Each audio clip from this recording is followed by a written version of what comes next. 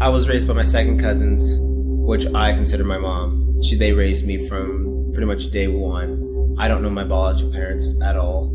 It kind of clicked when I transitioned into foster care.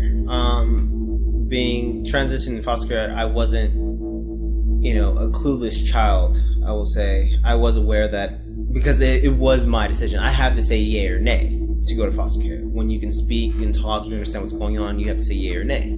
And going to foster care, they actually, do you understand what's going on? Yes, I do.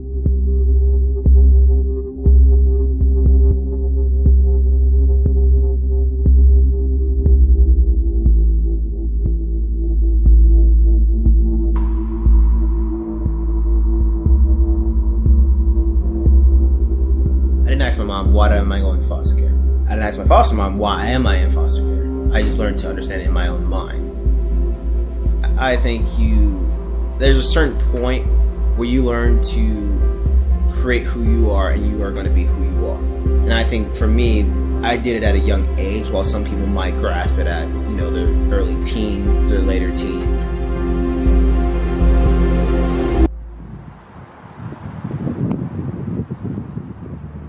So again, I joined the Marine Corps 2007. Reasoning just to experience war, just to get away from the city that I lived in, and just find a sense of just who I am. And I felt I would learn all that in the Marine Corps. 11 Marines or 10 Marines went in, 3 Afghan National Army. I had my junior Marine at the door, and me and him were holding outer security because everyone went inside, so they have internal security. And I didn't like the setup that we were in, so I was like, hey, I moved him kind of more in the doorway to give him more cover. That way he can see everything but without being vulnerable. And I was like, hey, I'll be right back. Again, this is a hallway, narrow hallway, and I took 3 steps into this room. The ID went off.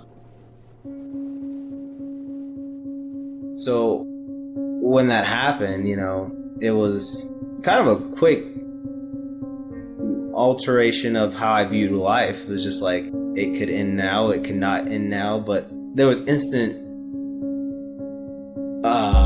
regret, not necessarily regret, but I will use the word regret of, I wish I did these certain things in life, and I wish I wasn't this type of shy kid, and I wish I did or said these things immediately as I'm laying there, not knowing if I'm gonna live or die.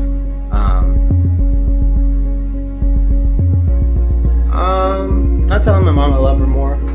I felt like I could have told her I loved her more, because it wasn't necessarily just like I didn't hate her, I didn't do nothing like that, nothing in a negative sense. Just I felt like I could have said a lot more than what I did. And then I think it's just, other than that, it was just, I grew up very shy, just very to myself, very introverted. And I kind of wish I did a lot more things and experienced a lot more.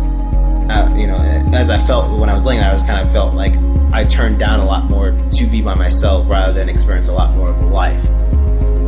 So those are the 2 things that I can remember right now that I regretted in a sense.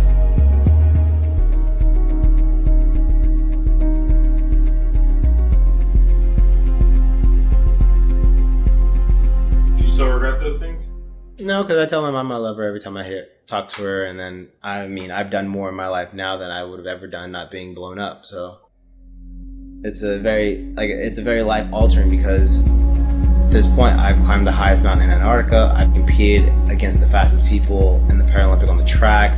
I've ran a marathon. I've done multiple runs. I've inspired many people.